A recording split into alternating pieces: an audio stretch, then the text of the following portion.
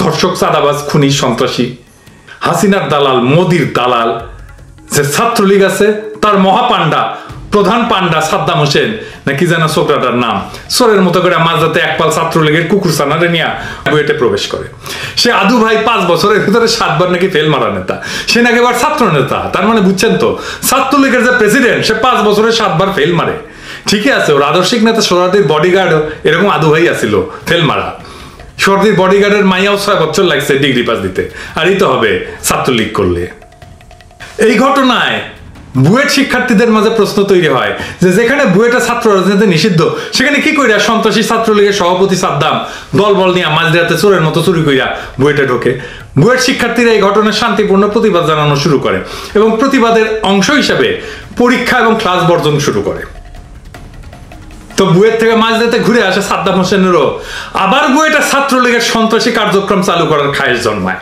তাই ওই কইছে যে কোনো মূল্যে বুয়েটে নিয়মতান্ত্রিক ছাত্র রাজনীতি দেখতে চাই।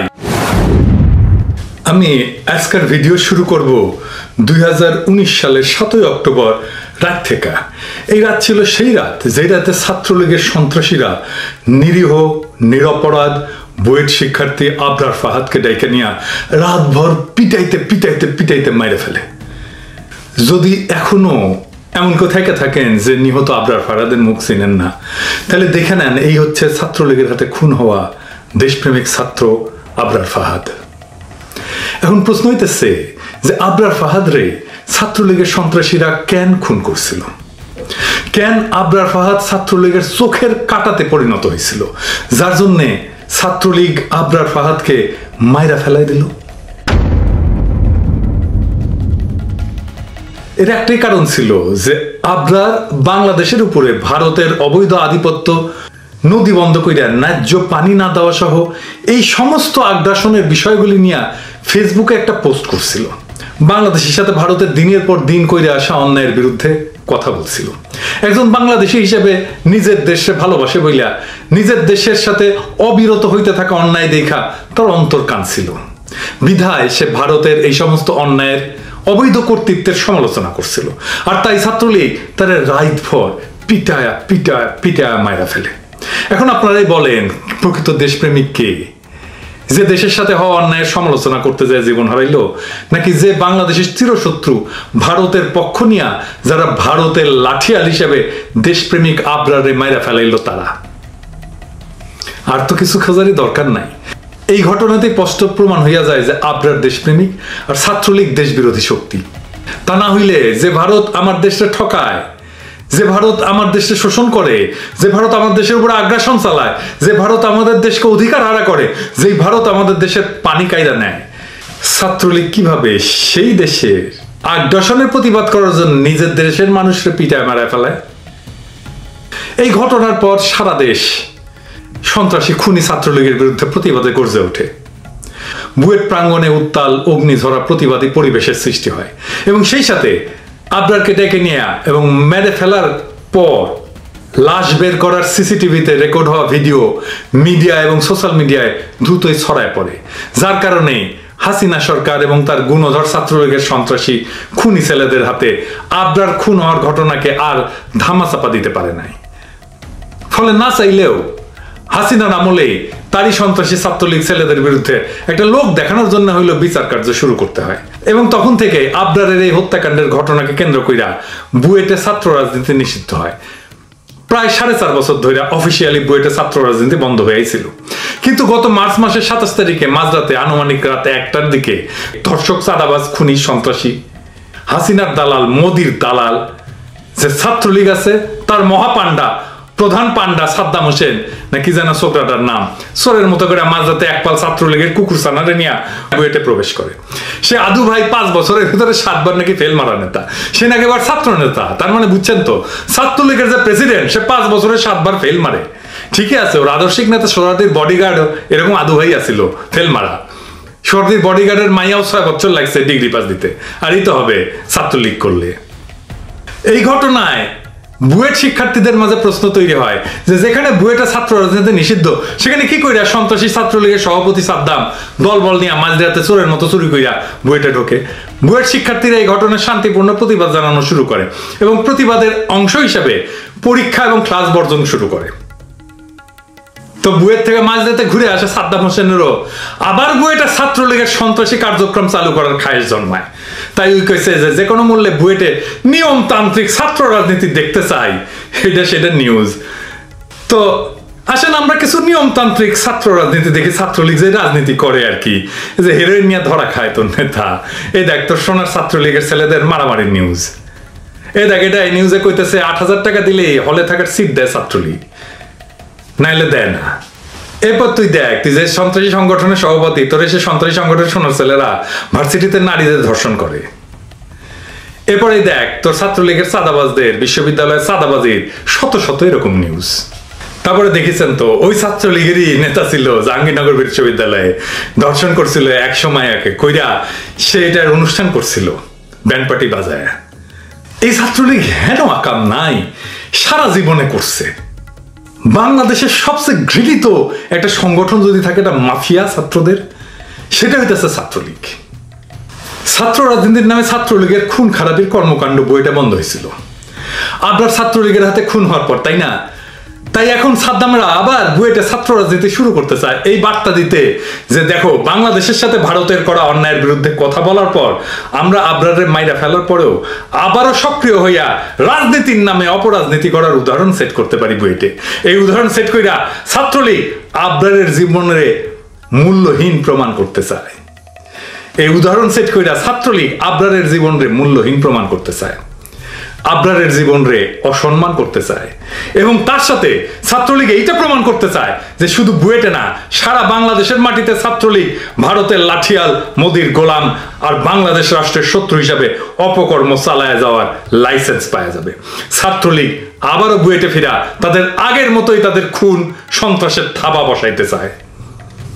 ছাত্রলীগ বুয়েটে ফিরা আবার এই বার্তা দিতে চায় যে যদি কেউ বাংলাদেশের সাথে ভারতের করা অন্যায় নিয়ে কথা বলে, তাইলে তারা আবারও ভারতের বিরুদ্ধে প্রতিবাদ করা ছাত্রদের হয়রানি করবে, নির্যাতন করবে, এমনকি লাগলে আবরারে যেভাবে পিটায় মারছে সেভাবে মাইরা ফেলাবে পিটায়। আর এই খায়েশ কখন চাগা দিয়ে উঠছে? যখন ভারতের বিরুদ্ধে একটা সর্বাত্মক ভারতীয় পণ্য বয়কটের আন্দোলন চলতেছে সারা বাংলাদেশে। এই প্রসঙ্গে পরে আসতেছি কিভাবে বুয়েটের ছাত্রলীগের এই আচরণ আমাদের বয়কট আন্দোলনের সাথে সম্পর্কিত, সেটা চোখে আঙুল দিয়ে দেখায় দেব। সারা বাংলাদেশের মানুষ এখন এই পণ্য বয়কট আন্দোলনের সাথে অসম্ভব দ্রুত গতিতে যুক্ত হইতেছে। ভারতীয় পণ্য বয়কট আন্দোলন নিয়ে তো ভারতীয় মিডিয়াগুলোতে নিউজ হইতেছে, আন্তর্জাতিক মিডিয়ার কথা বাদই দিলাম। জনগণ যে আন্দোলনে জয়ী হইতেছে আর বাংলাদেশে যে মোদি, এটা ভারত খুব ভালো করে জানা গেছে। মোদিকে প্রকাশ্যে বয়কট আন্দোলনের বিরুদ্ধে বলতে হয়েছে, হাসিনাকে প্রকাশ্যে বলতে হয়েছে, ভারতীয় প্রশাসনকে, দিল্লি প্রশাসনকে প্রকাশ্যে বলতে হয়েছে এই আন্দোলনের বিরুদ্ধে। এই আন্দোলনের নেতাকে আমি প্রথম থেকেই বলছি, এই আন্দোলনের নেতা আবরার। আমাদের লোগো আবরারের দিয়া তৈরি।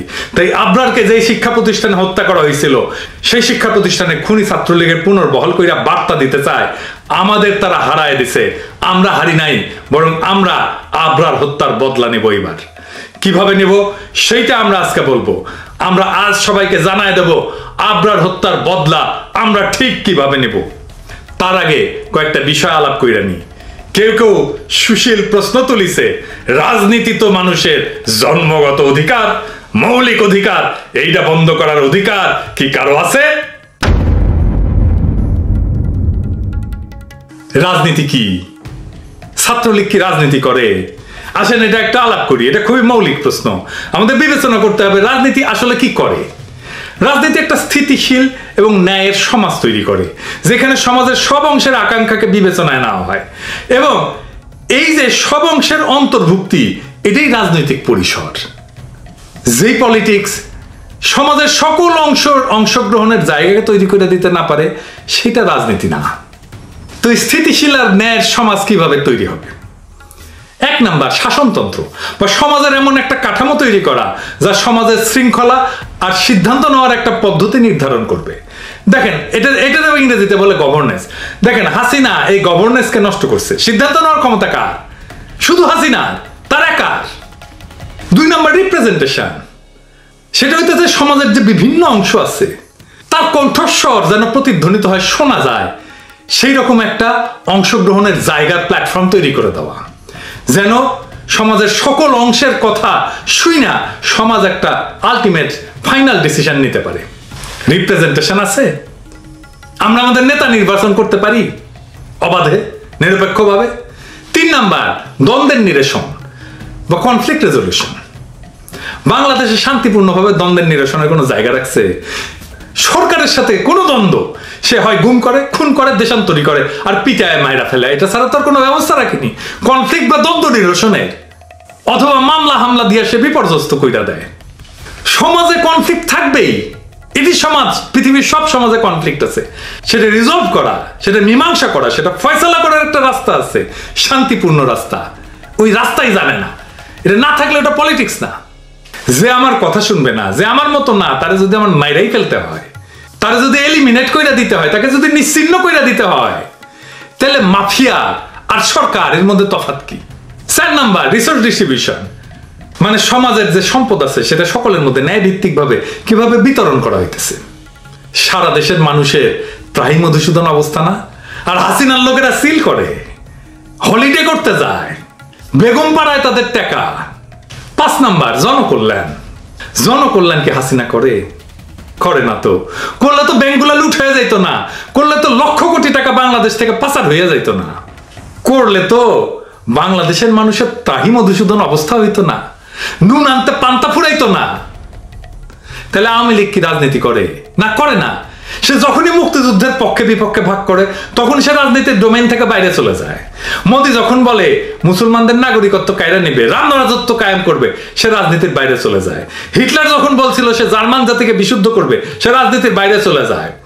যখন কমিউনিস্টরা বলে রাষ্ট্র মানে শ্রেণীর রাষ্ট্র, তখন সে রাজনীতির বাইরে চলে যায়।